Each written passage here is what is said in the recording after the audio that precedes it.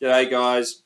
Round 1 podcast championship women here. It was a great weekend, just the 4 games. We're going to talk specifically about Camberwell and Sherbrooke today, as they are the new teams that have moved into the championship women division. But firstly, some probably expected results after round 1, Mark. Am I right?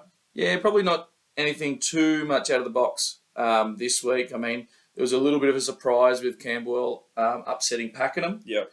And but otherwise, you saw Bulleen take control. After being at the grand final last year, it looks like they're pretty keen to get back there again. Wyndham had a big win on the Saturday night against Hume, and I think McKinnon got the job done quite comfortably in the end against Sunbury, which was probably expected to be a little bit closer. Yeah, absolutely. And we had 2 imports missing round 1. We didn't have Ida Anderson, who didn't suit up, who's very dynamic and very mobile in this league. And Sherbrooke also didn't have their import, which, after that loss in the weekend will probably be a bit of a different look when she comes into that side. Definitely. And like Sherbrooke, they probably lacked a little bit of offensive firepower. I'm sure Portia Poole will be adding that when she jumps into the team, hopefully this week. Yeah, fingers crossed. Fingers crossed. Let's dive in a little bit further. Let's get stuck into this Camberwell game, who, like you said, did sort of have that bit of an upset against Pakenham. Pakenham had lost a few players in the pre-season, so it is a bit of a different look this year. But they had a good win. Like, Camberwell's third quarter gave them the lead that they really needed. They had 19 points. They kept Pakenham to just 9. So quite impressive there. But then again, they almost lost it in that fourth corner, only having 9 points themselves. Yeah, certainly looked like Pakenham came home pretty strong to try and take it to the Dragons and make this one a lot closer than what the Dragons are probably hoping for as they headed into that fourth quarter. Yeah, absolutely. And what I think interested me the most was 3 of Camberwell's top scorers came off the bench. All had consistent minutes, high minutes, 28 minutes, 19, and then 26, but they were all off the bench.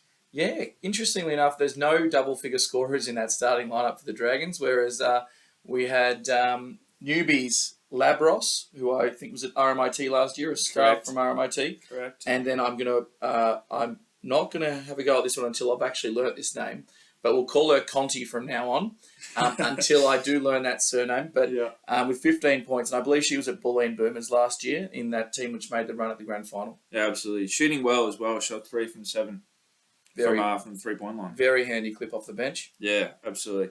Lots of second chance points here. They had 20 offensive rebounds. So I wonder, is that going to be a consistent theme with them? Are they going to be that sort of team that just crushes glass consistently throughout? Or is this just one of those games where they just got lucky? Yeah, I certainly think Pakenham would want to tidy up their defensive rebounding efforts. 20 offensive rebounds is a little bit of a coach killer. I think so. Now, let's move on.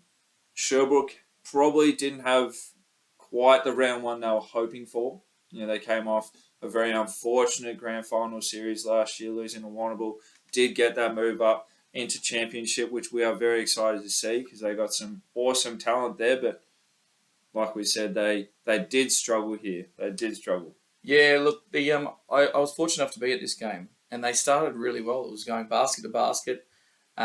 Certainly, you could see Alicia Carline, the Division 1 women's leading rebounder, was doing her thing again. Pretty strong effort from her again. And Sonali Hood was leading the charge as well, but they probably lacked that little bit of offensive firepower as a collective and just turned the ball over too much, Ted. Yeah, 27 turnovers. That does hurt you quite a bit, I'm sure. The Bulleen would have capitalised quite well off that, getting some fast break points. Awesome advantage basketball quickly. Yeah, and Bulleen did put pressure up the floor, and they're looking a little bit younger this year, which is exciting for the Bulleen fans down there because they had some young talent coming in and causing a whole lot of trouble for the Suns. Yeah, absolutely. And one last thing I will touch on is that they only did make 1 from 21 from the 3-point land. Now, Portia Poole, like we said earlier, isn't in the team that round. She will be back hopefully very soon. She will be the one to hopefully bump up that percentage, but previously from 2022, that is not exactly quite like them. I would expect them to shoot a little bit better in the future. Yeah, maybe we can put that one down to some nerves, but certainly not ideal.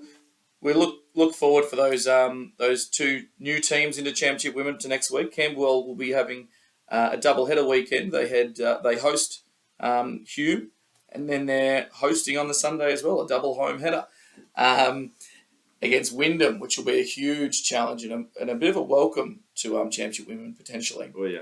And then we have Sherbrooke, who will be hosting their first Championship Women's game against McKinnon. Very exciting, fans. Stay tuned. We got lots more to come in the future.